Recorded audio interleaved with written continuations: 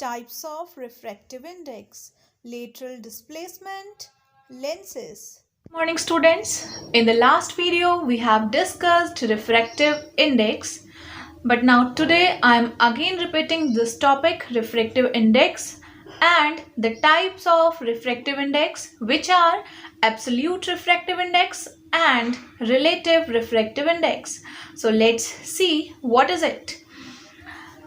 Students, refractive index जब हमने last video में डिस्कस किया था तो वहां पर बात हुई थी स्पीड की। लाइट की स्पीड एक मीडियम से दूसरे मीडियम में एंटर करने पर कैसे वेरी करती है, ठीक है, वो मेजर करता है रिफ्रैक्टिव इंडेक्स कि एक मीडियम से लाइट रे जब किसी दूसरे मीडियम में एंटर की तो उसकी स्पीड पर क्या इफेक्ट पड़ा, उसकी स्पीड पहले वाले मीडियम के कंपैरिजन में कितनी कम हुई,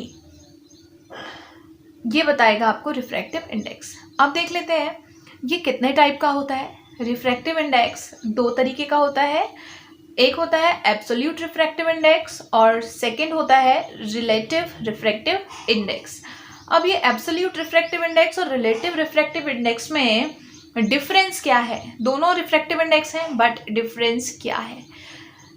students, when we calculate the refractive index of a medium with respect to vacuum, जब हम वैक्यूम के रिस्पेक्ट में कैलकुलेट करते हैं, वैक्यूम के रिस्पेक्ट में मतलब हम देखते हैं कि जो लाइट की स्पीड है वो वैक्यूम से कितनी कम हो जा रही है। सपोज कोई लाइट रे वैक्यूम से या फिर एयर से किसी मीडियम ग्लास में गई, ग्लास में एंटर किया तो वैक्यूम में लाइट की स्पीड ज़्यादा होगी और ग्लास में लाइट की स्पीड कम होगी।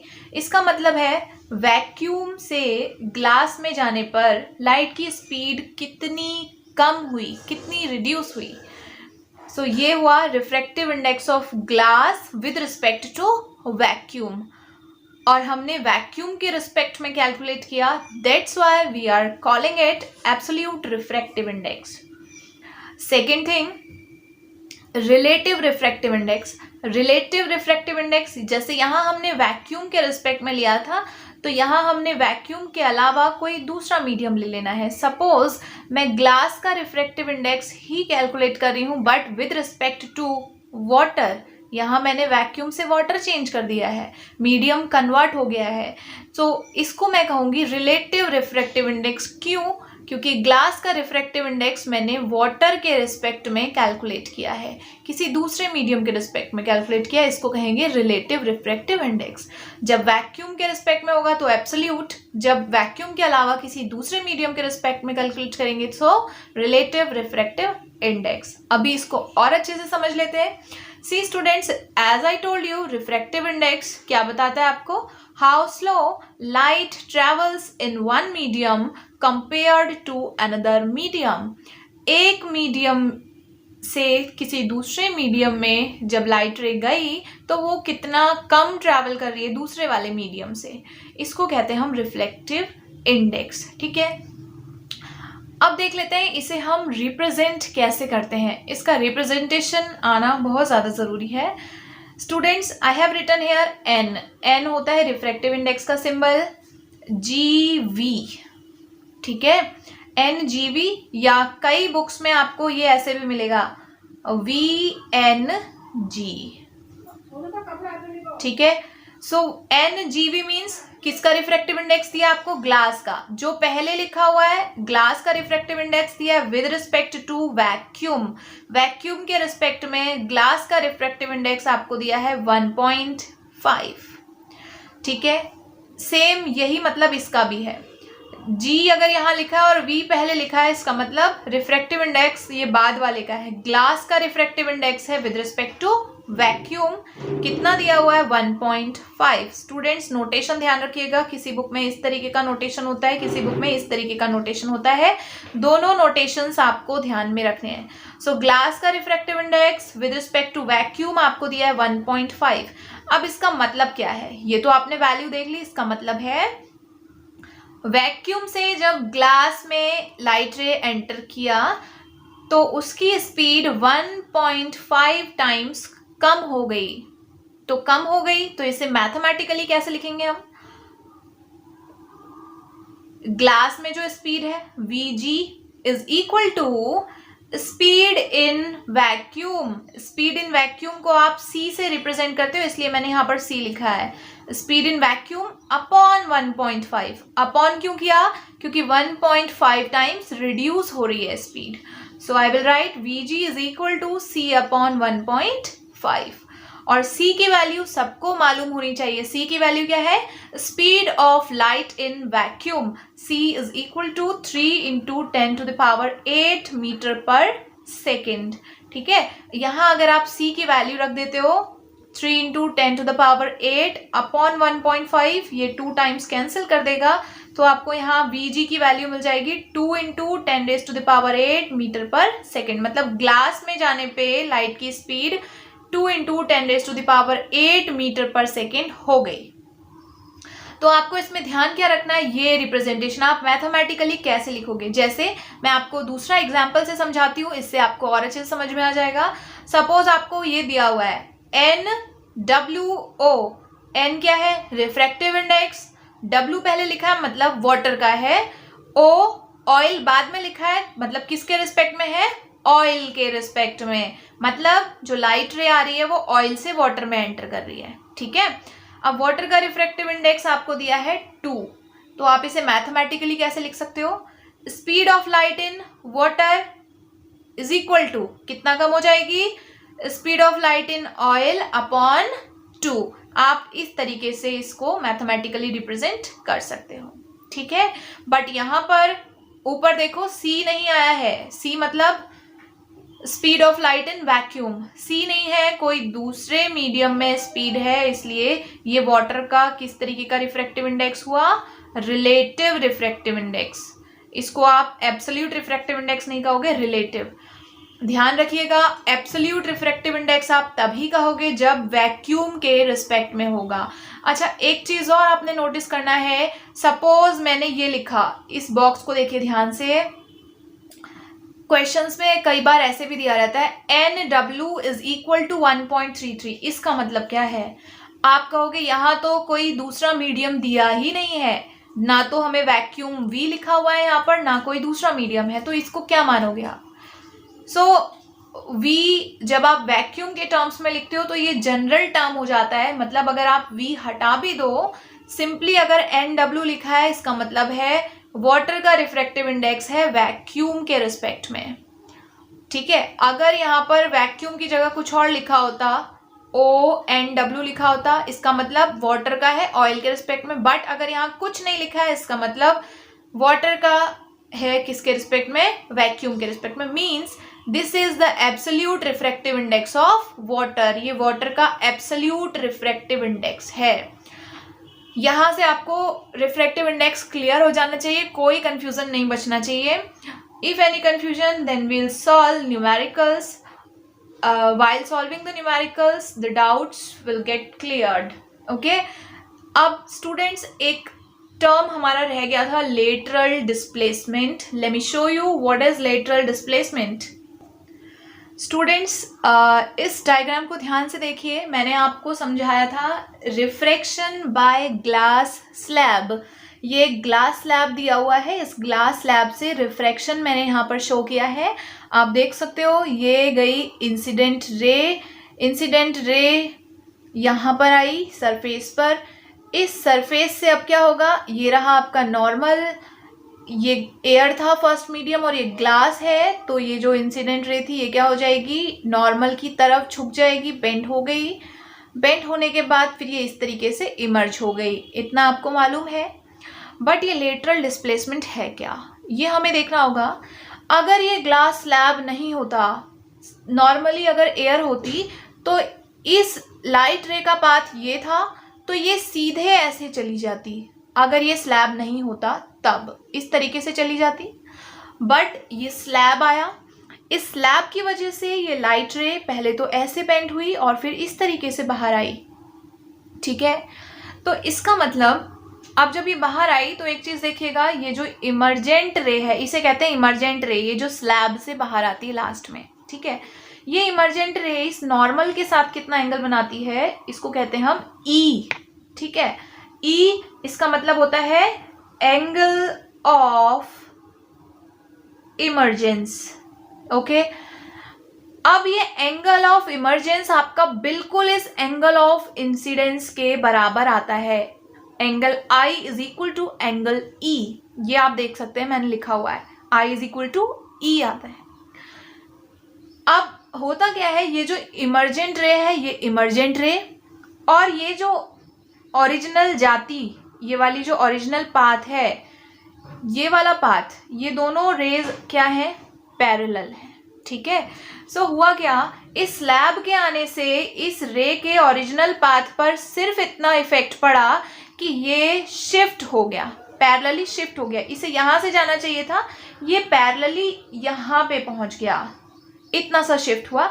तो इसी शिफ्ट को हम कहते हैं लेटरल डिस्प्लेसमेंट। और ये कितना शिफ्ट हुआ, इतना शिफ्ट हुआ, इन दोनों के बीच की डिस्टेंस ये रही, तो इसी को हम कहते हैं लेटरल डिस्प्लेसमेंट। इतना लेटरल डिस्प्लेसमेंट हुआ, दोनों के बीच की डिस्टेंस, ठीक है। ये जो पैरेलल शिफ्ट हुआ इसको कहते हैं लेटरल डिस्प्लेसमेंट हो गया, और इन दोनों के बीच की जो डिस्टेंस है this is called lateral displacement. अब बच्चों लेटरल डिस्प्लेसमेंट हम समझ गए। Now see the factors on which lateral displacement depends, वो फैक्टर्स जिन पर लेटरल डिस्प्लेसमेंट डिपेंड करता है। तो सबसे पहला फैक्टर क्या है, ये एंगल ऑफ इंसिडेंस। ये एंगल ऑफ इंसिडेंस जितना ज़्यादा होगा, जितना बड़ा होगा, उतना ही ज़्यादा लेटरल डिस्प्लेसमेंट मिलेगा, ठीक है। दूसरा, रिफ्रैक्टिव इंडेक्स मीडियम का जितना ज़्यादा होगा, ग्लास है सेकंड मीडियम, ग्लास का रिफ्रैक्टिव इंडेक्स जितना ज़्यादा होगा, ग्लास का, यहाँ पर आप ग्लास की जगह कोई दूसरा मीडियम अगर लेते हैं तो उसका रिफ्रैक्टिव इंडेक्स कुछ और होगा। तो मीडियम का रिफ्रैक्टिव इंडेक्स जितना ज़्यादा है उतना ज़्यादा लेटरल डिस्प्लेसमेंट होगा, ठीक है। ये दूसरा। थर्ड है, ये जो भी आपने मीडियम लिया है जिससे रेज आपने पास करवाई या जहाँ रिफ्रैक्शन परफॉर्म करवाया, वो मीडियम की थिकनेस जितना ज़्यादा थिक होगा उतना ही ज़्यादा लेटरल डिस्प्लेसमेंट होगा, ठीक है। ये तीन चीज़ें तो ऐसी हो गई, जब ये फैक्टर्स इंक्रीज हुए तो लेटरल डिस्प्लेसमेंट भी इंक्रीज हुआ। बट जो लास्ट आपके पास फैक्टर बचता है वो बचता है आपके पास वेवलेंथ, वेवलेंथ, ठीक है। क्योंकि जो लाइट रे होती है उसमें 7 कलर्स होते हैं, और 7 कलर्स में से कौन से कलर की लाइट से सबसे ज़्यादा लेटरल डिस्प्लेसमेंट होगा, तो वो होगा आपका वॉयलेट कलर से, ठीक है। वॉयलेट कलर से होगा, क्यों, क्योंकि वॉयलेट कलर की जो वेवलेंथ होती है वो क्या होती है, सबसे कम होती है। तो जो लास्ट कंक्लूजन निकला वो क्या निकला, एज वेवलेंथ डिक्रीजेज, वेवलेंथ अगर कम हो रही है तो लेटरल डिस्प्लेसमेंट ज़्यादा होगा। वॉयलेट कलर की वेवलेंथ सबसे कम होती है तो लेटरल डिस्प्लेसमेंट वॉयलेट कलर में सबसे ज़्यादा होगा, ठीक है। So these were the factors on which lateral displacement depends. Now the next topic is lens, ठीक है। नेक्स्ट टॉपिक है लेंस। अब लेंस होता क्या है बच्चों, आप लोग मिरर के बारे में पढ़ चुके हो। मिरर्स क्या होते थे, मिरर्स रिफ्लेक्शन में हेल्प करते थे ना, वैसे ही लेंसेज क्या होते हैं, ट्रांसपेरेंट रिफ्रैक्टिंग मीडियम। ट्रांसपेरेंट मतलब वहां से लाइट पास हो सकती है इजीली, रिफ्रैक्टिंग मतलब रिफ्रैक्शन होगा वहां से, ठीक है, स्पीड कम हो जाएगी। मीडियम, कोई भी मीडियम होना चाहिए, जैसे ग्लास मीडियम, ठीक है, वाटर, कुछ भी इस तरीके का मीडियम होना चाहिए। Bounded by one curved surface, और उनका कोई सरफेस, कोई एक सरफेस कर्व्ड होना चाहिए इस तरीके से, ठीक है। ये हो गया लेंस। क्या पता चला हमें, लेंस क्या करता है, रिफ्रैक्शन में हेल्प करता है, ठीक है, रिफ्रैक्टिंग मीडियम। अब देख लेते हैं कितने टाइप के लेंसेज हमने यहाँ पर पढ़ने हैं। यहाँ पर हमने पढ़ने हैं 2 तरीके के lenses, convex lens and concave lens. बच्चों जो मैंने आपको नोट्स दिए हैं उसमें इस तरीके का लेंस भी है, आप देख सकते हो, ये एक कर्व्ड सरफेस और इधर से प्लेनो कॉन्वेक्स लेंस। इस तरीके से भी एक लेंस उसमें बना हुआ था जो मैंने आपको नोट्स दिए थे। ये हो गया आपका प्लेनो कॉन्केव लेंस, ठीक है। इनके बारे में हमें यहाँ पर ज्यादा नहीं पढ़ना है, इसलिए मैं बस दो लेंस आपको बता रही हूँ, कॉन्वेक्स एंड कॉन्केव, ठीक है।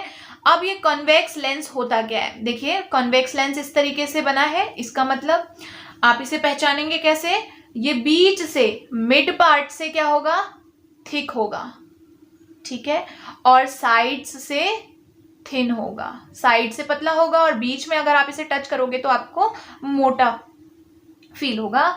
अगर कॉन्केव लेंस की बात करते हो, कॉन्केव लेंस आप देख सकते हो डायग्राम से, ये बीच में आपको पतला दिखाई दे रहा है, मिड में थिन होता है और साइड्स पर थिक पार्ट होता है, ठीक है। तो ये हो गया कॉन्केव, ये हो गया कॉन्वेक्स। छूकर कैसे पहचानोगे, बता दी मैंने आपको पहचान। अब लैब में आप कभी भी लेंस को छूकर चेक कर सकते हो, ये which type of lens is this. So बीच में से जो मोटा होगा वो कॉन्वेक्स, बीच में से जो पतला होगा वो कॉन्केव। अब दोनों की प्रॉपर्टी पढ़ लेते हैं, जो इनकी मेन प्रॉपर्टी है। मेन प्रॉपर्टी क्या है, कॉन्वेक्स लेंस को आप कन्वर्जिंग लेंस भी कहते हो। कन्वर्जिंग लेंस मीन्स अगर आप यहाँ से इस तरीके से रेज इंसिडेंट कराते हो तो ये इन आने वाली रेज को ऐसे करके दबा देगा, ऐसे ले आएगा। अभी तक ये पैरेलल आ रही थी, जब लेंस से पास होंगी तो ये ऐसे दब जाएंगी, मीन्स लाइक दिस, ऐसे ऐसे चली जाएंगी, दब जैसी जाएंगी, ठीक है। जबकि जब आप यहाँ से कॉन्केव मिरर से कॉन्केव लेंस से पास करवाओगे तो ये किस तरीके का लेंस है, डाइवर्जिंग लेंस। डाइवर्जिंग मतलब ये सपोज यहाँ से आई थी, ये इनके पाथ को और ज़्यादा फैला देगा। अभी ऐसे पैरेलल आई थी, अभी ऐसे फैला देगा इनको, इस तरीके से लाइट रेज चली जाएंगी, ठीक है। इसीलिए इसको हम डाइवर्जिंग कहते हैं और इसको कन्वर्जिंग कहते हैं, ठीक है। इसका नेचर कन्वर्जिंग है और इसका डाइवर्जिंग है। अब आ जाते हैं कॉन्वेक्स लेंस के कुछ पार्ट्स समझ लेते हैं कॉन्वेक्स लेंस के थ्रू। देखिए ये मैंने ब्राउन कलर से शो किया हुआ है आपको एक कॉन्वेक्स लेंस, ठीक है। इस कॉन्वेक्स लेंस में आपको एक सेंटर जैसा दिखाई दे रहा है ये, ठीक है। इस सेंटर को हम रिप्रेजेंट करते हैं O से, ठीक है, और इसको कहते हैं हम क्या, ऑप्टिकल सेंटर, ठीक है। ये हो गया। दूसरा, अब इसका ये वाला जो पार्ट है ये किसी स्फेयर का पार्ट होगा, ठीक है, किसी स्फेयर से मिला होगा। उस स्फेयर के सेंटर को हमने कह दिया C1। ऐसे ही जो इसका दूसरा सरफेस है वो भी किसी स्फेयर का पार्ट होगा, उसके सेंटर को हमने कह दिया C2, ठीक है। तो ये C1 और C2 क्या है यहाँ पर, सेंटर ऑफ कर्वेचर्स, ठीक है। तो मिरर में हमने पढ़ा था there is only one centre of curvature, why, because there is only one surface. यहाँ पर दो सरफेस है हमारे पास, तो यहाँ पर हमारे पास सेंटर ऑफ कर्वेचर भी कितने हैं, दो सेंटर ऑफ कर्वेचर है, ठीक है। अभी इसके बाद देख लेते हैं लेंस के बारे में कुछ और information. Students, this is a convex lens. ये आपके पास एक कॉन्वेक्स लेंस है। एक चीज मैंने आपको नहीं बताई, हाँ, यहाँ देख लेते हैं सेंटर ऑफ कर्वेचर्स और इस ऑप्टिकल सेंटर को जो लाइन मिला रही है इसको हम कहते हैं क्या, प्रिंसिपल एक्सिस। जैसे वहां मिरर में होती थी प्रिंसिपल एक्सिस, वैसे ही यहां पर भी प्रिंसिपल एक्सिस है, ऑप्टिकल सेंटर और दोनों सेंटर ऑफ कर्वेचर्स को मिलाने वाली लाइन, ठीक है। अब देखते हैं कुछ और information. This is a convex lens. ये आपने प्रिंसिपल एक्सिस शो कर रखी है। Now suppose two parallel rays are incident on the lens. दो पैरेलल रेज आई यहाँ से। अब वो पैरेलल रेज कैसे जाएंगी, यहाँ से क्या हो गई, वो पैरेलल रे इस तरीके से बेंड हो गई, इस तरीके से चली गई, और ये वाली रे भी यहाँ से चली गई। अब आप देख रहे होंगे ये दोनों रेज एक ही पॉइंट से गई हैं। अगर यहाँ से मैं एक और पैरेलल रे इंसिडेंट कराऊं तो ये वाली रे भी इसी पॉइंट से जाएगी। यहाँ से अगर एक और इंसिडेंट कराऊं तो ये वाली रे भी इसी पॉइंट से जाएगी। तो ये इस पॉइंट का नाम क्या है, ये पॉइंट है फोकस, ठीक है, या जिसे हम प्रिंसिपल फोकस भी कहते हैं, प्रिंसिपल फोकस। अब एक चीज स्टूडेंट्स आपको और ध्यान रखनी है, यहाँ आपको फोकस मिल गया F2। इसी तरीके से यहाँ दूसरे डायग्राम में शो कर देती हूँ। This is convex lens. This is optical centre, ये आपने शो कर दिया प्रिंसिपल एक्सिस, ठीक है। तो यहाँ पर क्या होगा, यहाँ मैंने शो किया F2, यहाँ होता है F1, ठीक है, यहाँ हो गया 2F2। देखिए इस ऑप्टिकल सेंटर से इस F2 की जितनी डिस्टेंस है, मतलब जितनी फोकल लेंथ है, उतनी ही डिस्टेंस इस F2 से किसकी होनी चाहिए, 2F2 की। जितनी डिस्टेंस ये थी उतनी ही डिस्टेंस ये होनी चाहिए, और इतनी ही डिस्टेंस पर यहाँ से क्या होना चाहिए, 2F1। ये 2F1 एंड 2F2 क्या है, C1 एंड C2, बट यहाँ पर हम इसको 2F1 और 2F2 से रिप्रेजेंट करते हैं, इससे शो करते हैं, ठीक है। अब रूल्स देख लेते हैं। पहला रूल हमने क्या पढ़ा, जब हम इमेज फॉर्मेशन की बात करेंगे तो पहला रूल आपने देखा, जब भी जो इंसिडेंट रेज हैं अगर वो पैरेलल इंसिडेंट हो रही हैं तो वो आफ्टर रिफ्रैक्शन कहाँ से पास होंगी, फोकस से पास होंगी, ठीक है। दूसरा पॉइंट, अगर इंसिडेंट रे फोकस से आ रही है, ये आई फोकस से, तो ये आफ्टर रिफ्रैक्शन क्या हो जाएंगी, पैरेलल टू प्रिंसिपल एक्सिस, तो ये रिफ्रैक्शन के बाद प्रिंसिपल एक्सिस के पैरेलल चली जाएंगी। ये दूसरा रूल हो गया। तीसरा एक और रूल है, तीसरा रूल क्या है, suppose this is optical centre, ये मैंने बना दिया प्रिंसिपल एक्सिस, तो अगर कोई लाइट रे इस ऑप्टिकल सेंटर से पास हो, ऑप्टिकल सेंटर पर इंसिडेंट हो, तो इसका पाथ बिल्कुल भी डेविएट नहीं होगा, ये सीधे चली जाती है, अनडेविएटेड, ठीक है। मैं यहाँ पर लिख भी देती हूँ, अनडेविएटेड। स्टूडेंट्स इसीलिए ये प्रिंसिपल एक्सिस बनना भी पॉसिबल हुआ। देखिए यहाँ से ये लाइट रे आई, ये इस तरीके से अगर आएगी, ये ऑप्टिकल सेंटर पे इंसिडेंट हुई तो ये सीधी ऐसे चली जाएगी, यहाँ पर कोई भी डेविएशन शो नहीं होगा। So there are 3 rules when incident rays are parallel to principal axis, then after refraction they pass from focus. Second point, if incident ray passes from focus से पास होती हुई आती है, then it becomes parallel to principal axis after refraction.